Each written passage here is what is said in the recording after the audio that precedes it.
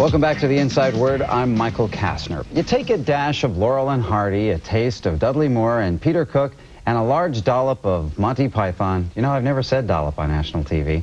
And you might just come up with a comedy duo of Stephen Fry and Hugh Laurie, who co-star in the new film Peter's Friends, as well as the PBS Masterpiece Theater series Jeeves and Wooster. How you doing? Well, I'm doing awfully well. I'm doing terribly well. Are you doing? Yeah, I'm doing about as well as can be expected. Absolutely. Well, I want to get into the TV series and the film, but you guys being British, we had to really, because you're experts on being British, I really had to ask you this first question, okay? Prince Charles, and all the problems that he and Di are going through. Apparently one of our museums, wax museums, is melting him down into Macaulay Culkin. Yeah. Oh, it's cruel. I don't know what they're doing with the rest of them. Maybe Gary Coleman. Cruel. Well, they wouldn't. Yeah, there wouldn't be that much left over. He's a surprisingly short man. Yeah, you can only make one. No, you may not even be able to make a whole Macaulay Culkin. Macaulay Culkin, after all, is growing, isn't he? I mean, you're going to have to need whatever is left over for. He's going to be shooting up it, and hairs are going to be sprouting out in all kinds of improbable places, and so on as nature takes its inevitable. Yeah, much easier to do smooth-skinned wax dummies, of course. Absolutely. You know, take them while they're young, I'd say. Before you get into that stubble stuff. Yeah. That's the official British reaction, ladies and gentlemen, to the melting of Prince Charles.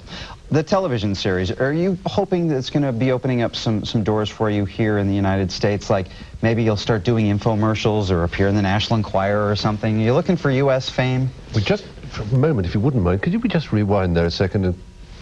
Infomercials, did you say? Yeah, just because... Infomercials? Yeah. We don't have Great. those. You can make a killing. It's a commercial, but you pretend that it's actually a TV show. It's for 30 minutes, and you make a ton of money. It's even more interesting than your gardening shows. Oh, really? Yeah. Oh, excellent. Then the answer is yes. Is that like the sort of cloths that clean any kind of thing? And exactly. I've seen them. BD7 and all that stuff. That's an English guy who does those, isn't there? That's and Australian. Oh, Australian, is he? Yeah. Oh, well, they are. That's very much, obviously, what we're on for next. Yeah. Those are the doors we hope being opened. Yeah. New Primo Southern doors, which are the best kind of doors you can get. Yeah, I can see 30 minutes in that once a week. You can shred carrot with those doors. Yeah. You can clean any kind of stain. Nostril hair. Absolutely, that's right. And it's both a double-action shampoo and a collection of piano classics you'll want to cut out and enjoy. Yeah. Absolutely perfect. You got this down perfectly. You can go out and you can sell whatever you want to. Excellent. Let's talk about Peter's Friends. The group of folks in the film have worked together before. Is that correct, or a chunk of you? Yes. Now, are we fictional? You mean the actors in it, right, or the characters in it? Because it's true in both cases. Yes, Hugh and I were at university together, and we were also there with Emma Thompson, who's in the movie. You were in the Cambridge Footlights Review, correct? That's right. I don't know if there's an American equivalent to that. Very impressive. I believe the only American equivalent of that is the Harvard Hasty Puddings. I don't know if that means anything to you, but... You know, that explains a lot, I think. So it was rather peculiar to be in a film about a group of people who knew each other at university when we were a group of people who'd been together. It wasn't even acting. It wasn't really acting, no. Well, we have a clip here that we want to have you set up, because I think it's one of those that needs setting up in your own special way. Go on, set it up. Well, it's actually the opening of the movie and shows this group of people as students doing this show in a country house. They're doing this kind of cabaret in a country house that belongs to the character Peter, whom I play, and his father it belongs to. And you see them doing this pretty awful scene for a group of uninterested guests, and then rushing off, tearing off their makeup, and complaining about the audience. I think that's the clip we're about to see. Let's check it out right now. This is Peter's Friends. This is the same film I want to point out that Rita Rudner came on our program a little while ago and was chatting about. You were telling me during the break that during the premiere in London, the projector broke down? Actually, this huge cinema, the biggest cinema in London, it's 2,500, 3,000 seats. And in 70 millimeter, the whole business, it really is the most fabulous place. And we'd been 90 seconds in, the projector, it broke, the film broke down, and, you know, you just want to die. You just think, as is traditional these days with cinema, in fact, the opening shot is all one shot for a large, quite a few minutes, one big steady cam like the shot. Player or something. Like the Player, like Bob's Other Vanities. The cool thing to do. Yeah, absolutely. Exactly, yeah, and In the Heat of the Night, no, not In the Heat of the Night, what am I thinking of? Touch of Evil, you know, lots of, you know, it's a great tradition in movies to start with. And young directors, young, sappy, vibrant young people like Ken like to show their energy and talent by doing a big opening shot, and that's when the projector broke down. And I was sitting just a couple of seats away from really. it. Did you throw popcorn? His head was in his hand. It was pathetic when you have that terrible moment where people just cough for some reason. You know, anything like that stops, and the tension just makes people just sort of, for no reason, they just go like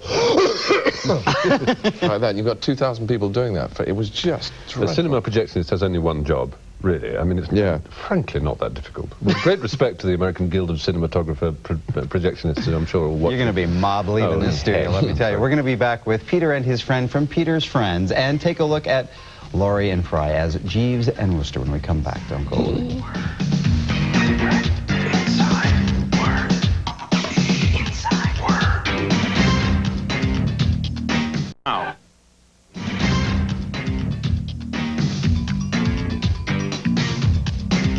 Welcome back to The Inside Word. I'm Michael Castner. With me are Stephen Fry and Hugh Laurie of the new film Peter's Friends. They also co-star in CBS's Masterpiece Theater's series Jeeves and Wooster.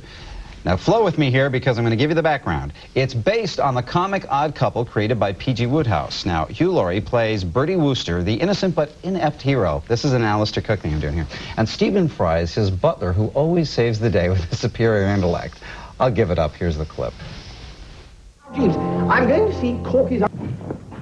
Yes, quite. I've always wanted to do that, too. The Sunday Times of London reviewed this show here, and it says Fry's patient and knowing Jeeves is matched by Laurie's mastery of the mine of total Pratt. Now, we definitely need a translation here. The definition of the word Pratt. A mine of total Pratt. Well, it's, yeah, I work hard at stupidity. Now, a Pratt is a British slang for idiot. Dork, geek, what would you call it over here?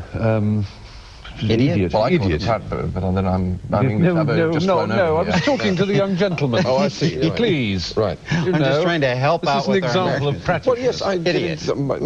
Idiot, yeah. I wasn't calling you an idiot. No, of course not. Being a guest, I wouldn't do that. Though oddly, he is an idiot. Oh, okay. Yeah, but that's a coincidental thing, you know. Well, now that I've taught you an English word, I want to say thank you so much for coming by English word, American word, and remind you that Peter's Friends with Stephen Fry and Hugh Laurie goes into wider release on January 15th, and the PBS Masterpiece Theater series without Alistair Cook of Jeeves and Wooster airs through January 17th. Check your local listings, and if that's not enough, Stephen Fry also has a best-selling book. It's called The Liar. And also, as you probably know, the Smothers Brothers show has joined the E lineup. Be sure to check out tomorrow's show, especially if you're a Beatles fan.